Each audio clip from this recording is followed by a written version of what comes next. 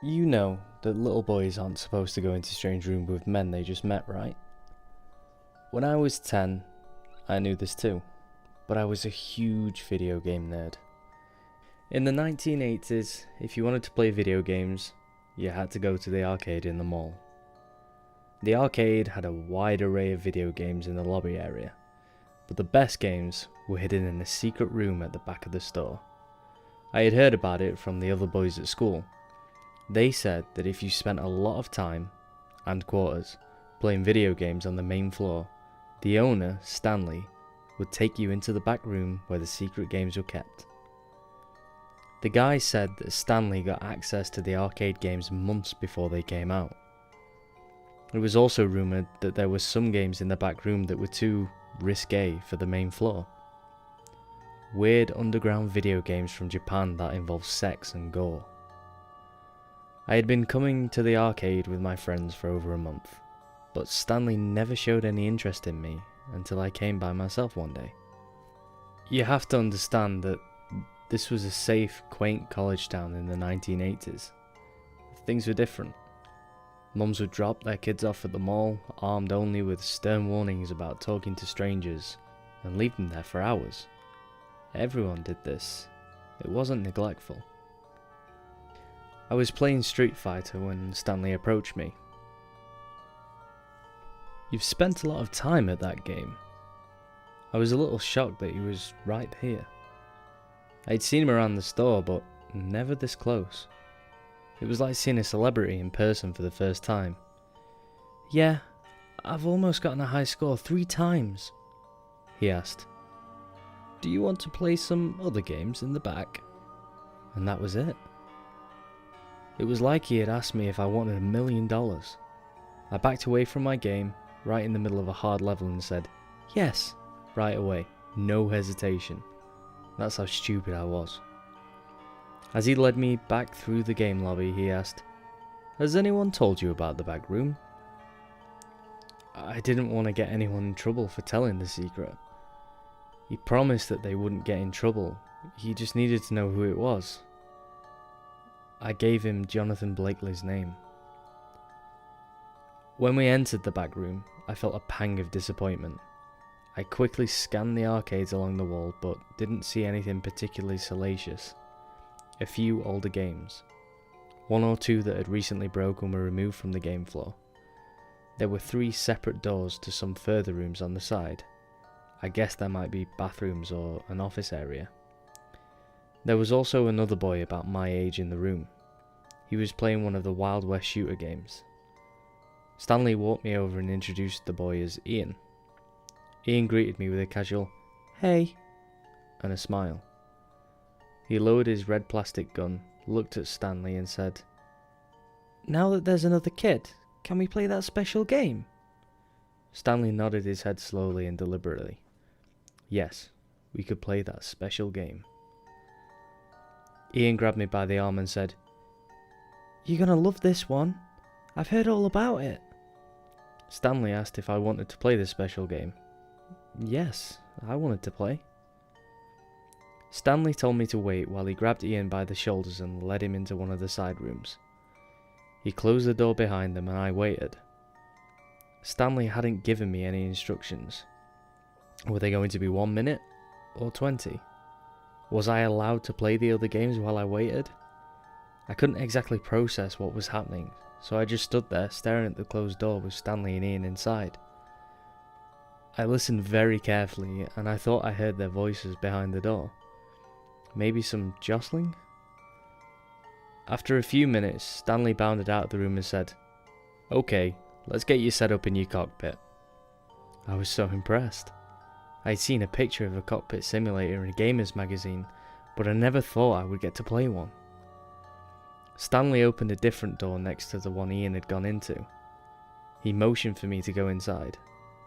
As I walked past Ian's door, I saw it was cracked open slightly, and I caught a quick glimpse of Ian sitting in a cockpit mechanism, wearing a black helmet with a dark tinted visor.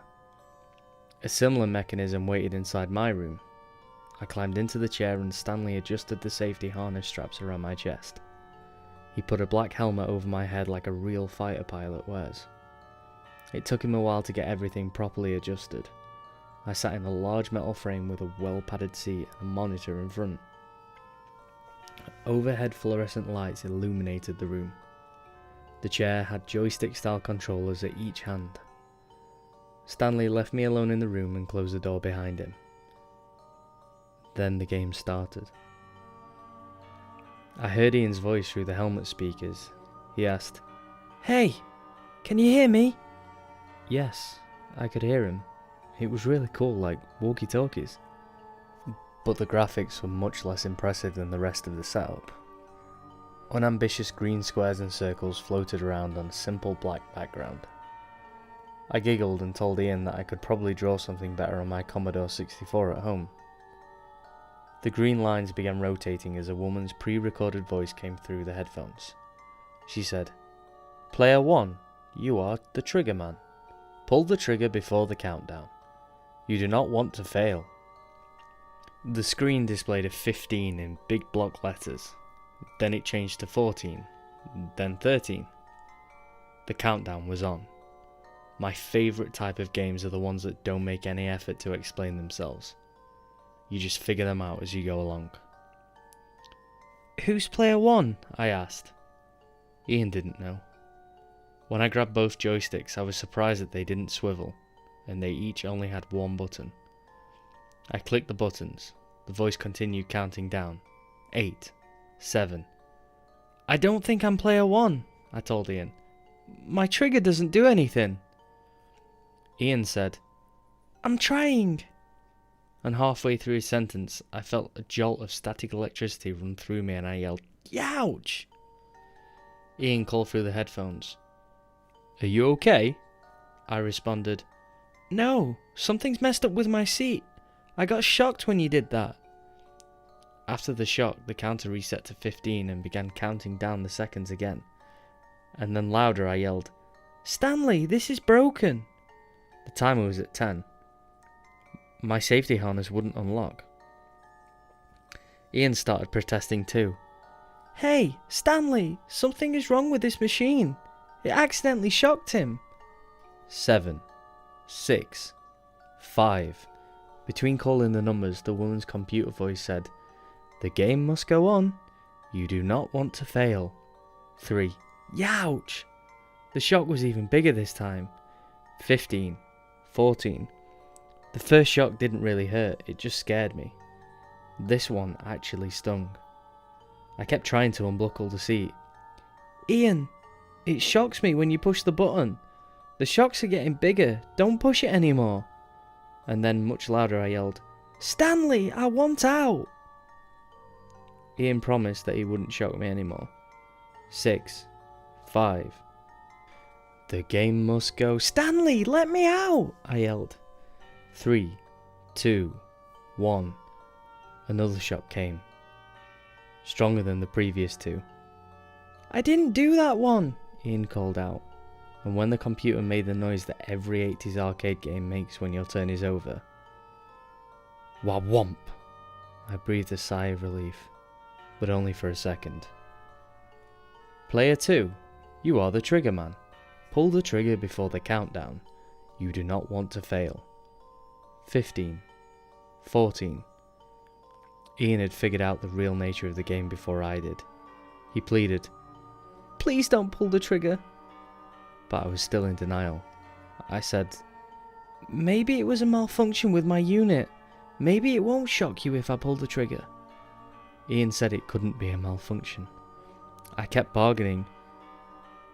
"But if I don't pull it, it will still shock you."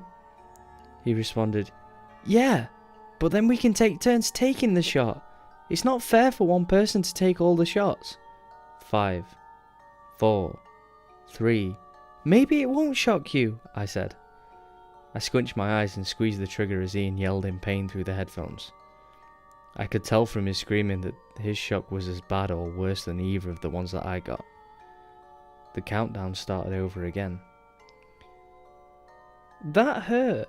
I can take a few more shocks, but I'm going to need a break. You have to give me a break."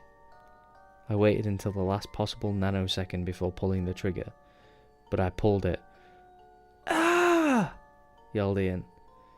It's getting worse. Did you pull it? 15. 14. Yes. He begged, please stop.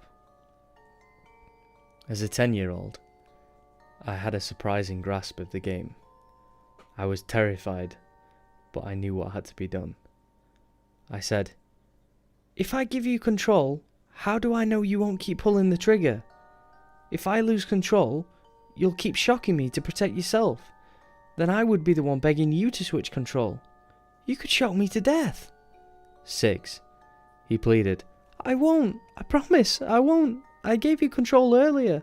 I just need a break. Besides, they won't kill us, surely. Please, take 2 little shocks, then I'll give you control again, please. Between tears, I said, no, you won't. It hurts too much, you won't switch. 3, 2, ah! He screamed. I'm so sorry, Ian. I needed him to forgive me for what I was doing. I heard Ian thrashing against his restraints and he yelled, stop it! I want out! Let me out! Don't do this to me! I screamed too. Stanley! Stanley! Stop this game! We both begged as the seconds ticked down. The door to my room stayed closed. When the countdown was almost over, I shocked him. Again and again. Every 15 seconds. The shocks kept getting stronger and the screams got louder. I could hear him screaming through the walls in addition to the headphones. I still think about this every day of my life. At a certain point, the lights would dim when I pulled the switch, and I could hear the crackle of electricity through the wall. My memory of this is so vivid. 30 years later, most of my nightmares involve flickering and dimming fluorescent lights. His screams turned to whimpers as the electrical current crushed him. Then, he stopped making any noises. The lights dimmed and hissed with each click of the button, but no human sound came from the other room. Ian, can you hear me? Is he alive? I yelled, but I didn't dare give up control. I kept shocking him until the computer voice said, game over. The seatbelt clicked open and I burst through the door of the simulator room into the room where Ian was. His door was locked and I banged on it. Ian, I'm so sorry. Stanley came out and said, son, I need you to come into this room. No, I'm not going in the next room, no. I sprinted to the door that led back to the lobby, but it was locked. I was screaming and yanking the door, weeping tears of terror as Stanley approached. He tried to grab me with his arm and I jerked away again. No! Son, Ian's okay. And magically, Ian was okay. His door opened and he stood there. Stanley continued. Ian's an actor. This was an experiment. This store has been funded by several groups that value traditional morality to see how regularly playing violent video games impacts moral behavior. We wanted to see how far you would push the experiment. He had a cash bill in his hand. He knelt down beside me and said, here's $10 for your participation in the experiment. If 5 of your friends say that you told them about the back room, we'll give you an extra $10. He explained that I had to keep the nature of the experiment secret, so that I didn't tamper with the results. The next day at school, my friend Paul stopped me. I was still in a daze.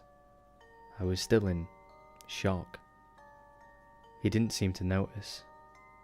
He said, hey, I was at the mall and I saw Stanley lead you to the inner room. What was it like? Were there any naked games? I heard there's a flight simulator that will lift you off the ground. I heard it feels like a roller coaster. I was almost catatonic. I stared out through the window to a bird in the grass picking at a worm. He ripped it out of the ground in one motion as it wriggled around before dying. It was awesome, I said. Maybe he'll let you in sometime. I never told my mother what happened.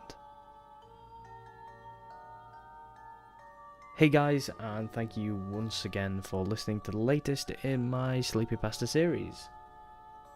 I really enjoyed this story due to me studying psychology and doing a paper on the Stanford prison experiment, which, if you've heard of it, I know it's a little bit different, but it does sort of go along the whole moral compass kind of thing and what you'll do in a position of power. So anyway, enough of me blabbering. Thank you once again for watching, and take care.